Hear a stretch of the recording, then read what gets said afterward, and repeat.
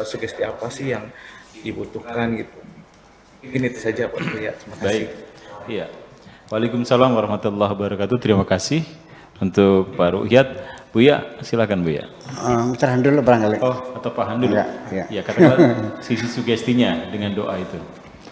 Ya, saya sering menghipnosis orang, tapi saya sendiri nggak bisa dihipnosis. Ya. Tapi saya bisa memilih dari siapa saya dihipnosis. Jadi saya lihat dulu orangnya. Kalau orangnya itu benar-benar bisa saya percaya dari ketulusannya dan lain sebagainya, saya membiarkan diri saya dihipnosis kok. Nah, jadi saya bisa membiarkan diri saya dihipnosis oleh orang lain dengan syarat tadi, saya membiarkan dulu diriku mengamati dia, merasakan dia. Begitu saya percaya, setiap katanya itu merasuk ke saya kok. Seperti itu ya, jadi kepercayaan itu ditanamkan betul dalam diri sendiri. Dan lagi-lagi tadi saya termasuk masih bebas memilih kepada siapa saya akan membiarkan diri saya dihipnosis gitu Pak Nanang ya. Nah, saya kira itu aja jawaban singkat dari saya. Oh iya. Ya, saya nyambung dari situ ini bisa kembangkan pikirannya.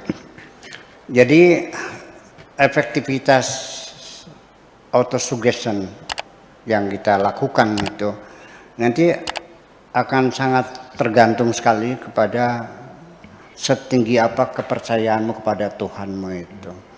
Akan diukur sejauh mana kepasrahan hatimu menerima segala ketentuan Tuhan. Apakah ada selain Tuhanmu yang menjadi tempat pergantungan hatimu?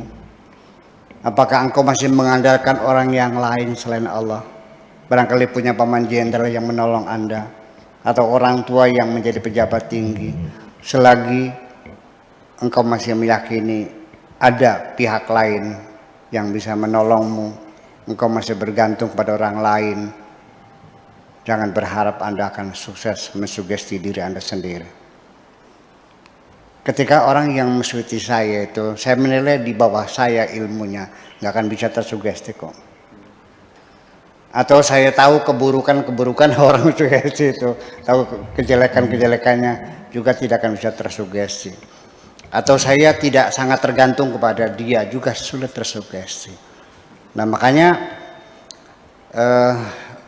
keyakinan kita untuk meyakini bahwa kita berhasil mensugesti diri kita ini dengan melalui doa kepada Tuhan itu, kan perlu dimunculkan keyakinan yang sekuat-kuatnya bahwa doamu akan dikabul. Tetapi untuk meyakini akan dikabul itu akan sulit sekali ketika Anda masih ada orang lain yang bisa diminta pertolongan. Makanya ini dalam bentuk kalimat eksklusif diutarakan dalam kontrak monoloyalitas dengan Tuhan, bahwa iyyaka na'budu wa iyyaka nasta'in. Itu ada kontrak monoloyalitas. Aku mengabdi hanya eksklusif kepadamu saja, dan aku hanya kepadamu saja meminta pertolongan dalam hal apapun. Itu kontrak monoloyalitas. Jadi pada akhirnya kalau Anda sudah menandatangani kontrak monoloyalitas dengan Tuhan, saya yakin 100% akan dikabul. Karena engkau akan mengatakan, kalau engkau tidak mengetuk pintu rumahmu, wahai Tuhanku, akan mengetuk pintu rumah yang mana? Aku tidak punya pintu lain selain pintumu ini. Percayalah akan dibuka oleh Tuhan. Jadi itu kembali kepada bagaimana kita mengelola akidah keyakinan kita sendiri. Oke, sedikit kita menyimpang lagi. Lalu Tuhan mana yang mengabulkan kita? Pertanyaan tadi itu, ya kan gitu. Nah, ini Al-Quran mengatakan begini. Innalladzina amanu, sesungguhnya orang-orang yang beriman, katakanlah orang Islam. Walladzina hadu, dan orang-orang Yahudi, ya, wan nasara, dan Kristiani. Kata Tuhan, baik Muslim, Yahudi, Kristiani, man amana billahi wal yaumil akhir, barang siapa yang percaya kepada Tuhan dan hari akhirat, wa amila salihah, dan dia beramal saleh berbuat baik kepada sesama, fala khaufun alaihim walhum yahzanun. Falahum ajruhum 'inda rabbihim, mereka akan dibayar oleh Tuhannya masing-masing.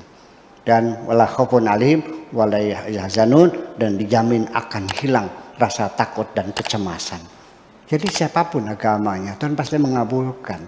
Nah, ini yang jadi masalah ketika penafsiran ayat ini yang menjadi konyol bagi saya. Katanya ayat ini sudah di-cancel. Yang cancel siapa? Masa ayat Tuhan di-cancel? Teori bahasa fikihnya namanya dinasakh, Pak Misrahan. Nasakh itu artinya di-cancel, dirubah.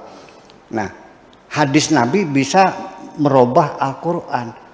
Yang tinggi pangkatnya siapa? Pangkat Nabi, pangkat Tuhan. Mana mungkin bawahan menghapus putusan atasan, gimana lagi? Seperti itu ya. Jadi artinya kapan akan dikabul? Ketika Anda sudah menandatangani kontrak monoloyalitas bahwa tidak ada tempat meminta kecuali hanya engkau saja. Terima kasih, begitu kira-kira.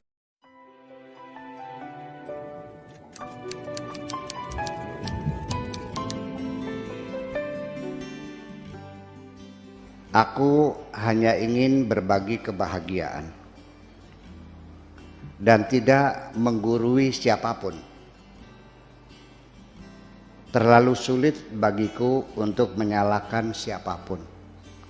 Akan tetapi apabila ada orang yang ingin mengisi raporku, tentu aku sangat gembira sekali.